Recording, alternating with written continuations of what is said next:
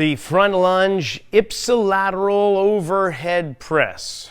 So I'm going to be lunging forward, and I'm going to be taking one arm and raising it overhead.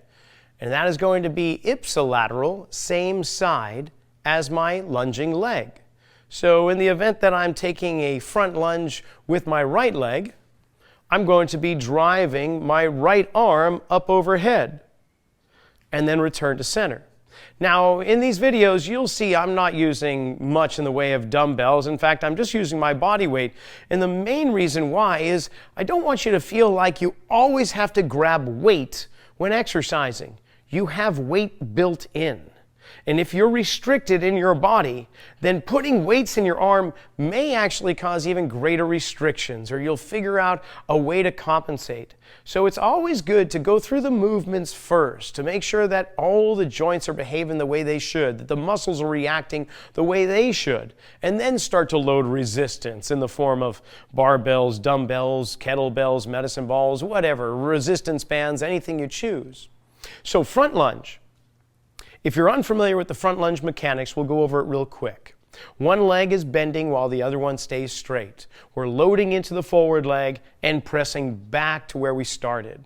So with the forward leg, the foot flattens out. That sends the ankle internally in terms of rotation. That will actually glide the knee forward and over the big toe.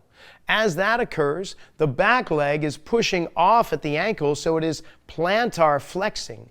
The knee is extending, straightening, and the hip is extending or lengthening those tissues in the front of the body. This arm driving up is going to actually cause the rib cage to lean slightly toward the back foot side. My head's going to try and stay level, so you may actually feel a wonderful stretch on the side of your neck as you perform this motion. And if the ribs are going that direction, the pelvis is going to travel in the opposite direction. And then we return back to center.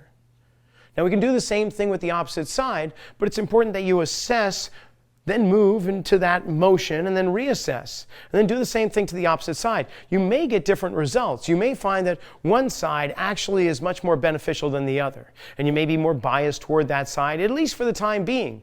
It could be that not too long in the distant future, you might alternate legs back and forth. You may try that out and see what that's like. It's not always going to be one side or the other, but chances are you're a little bit more developed in certain movement patterns on the left compared to the right, and vice versa.